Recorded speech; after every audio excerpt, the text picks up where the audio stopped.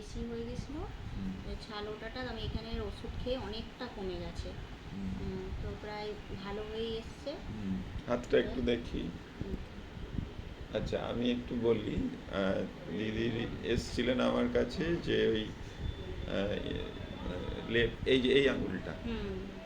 আর এইটা, হ্যাঁ। এই দুটো আঙ্গুল হুম।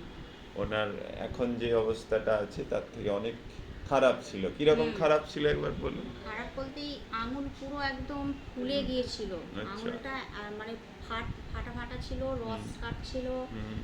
তো প্রচণ্ড ব্যথা ছিল, চুলকাতো প্রচুর, সেই জিনিসগুলো একদম নেই, কমে হুম। গেছে পুরো। হুম। এখন অনেকটাই কমে গেছে। আচ্ছা। আর মাঝে আমরা যে ওষুধ দিচ্ছিলাম আর লাগানোর কিছু দিয়েছিলাম। না, লাগানোর কিছু ছিল না। ভেসলিন লাগাতে বলেছিলাম। হ্যাঁ, আমি ভেসলিনটা আচ্ছা, লাগাচ্ছিলাম। ঠিক আছে। আর এই ওষুধ খেয়েই কমেছে। বেশ, ওষুধ খেয়েই কমে গেছে। ঠিক আছে। আচ্ছা, এই আমাদের এই পেশেন্ট উনি যে এসেছিলেন তখন ওনার এই যেটা শুনলেন যে এরকম আঙুল ফেটে ফেটে যায়, মানে স্কিনটা এক্সফোলিয়েটেড হয়ে গেছিলো।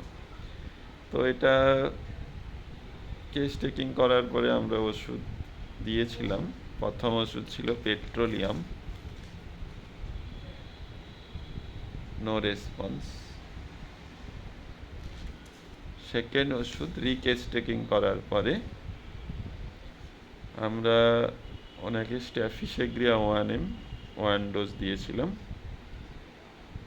কারণ ওনার strong suppression of mental grief and anger ছিল, এটা আমরা পেয়েছিলাম। তো এই কেসটা রিপ্রেজেন্ট করার একটাই উদ্দেশ্য, আমার জুনিয়র যারা আছেন, কলিগ, রেসপেক্টেড কলিগ, যে স্কিন সিমটমে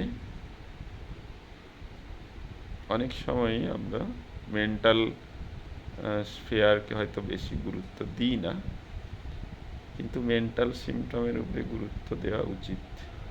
তার প্রমাণ এই পেশেন্টটি। যাকে এখন উনি ভালো আছেন, আরও ভালো থাকবেন আশা করি। হ্যাঁ, ঠিক আছে। Thank you. আপনার অনুমতি নিয়ে ভিডিওটা করা হলো। আপনার কোনো ইয়ে আছে, আপত্তি আছে? না, না, না। ঠিক আমার আছে। তো মানে খুবই প্রবলেম হচ্ছিল আঙুলে। আচ্ছা, এখন আমি অনেকটাই ঠিক আছে। কমেছে। আমি তো চিন্তা করেই পাচ্ছিলাম না যে কী করবো, কী হবে, আমাকে আবার অন্য কোথাও ডাক্তার দেখাতে হবে কি না। সেটাই ঠিক আছে, হয়েছে। ঠিক আছে। Thank you.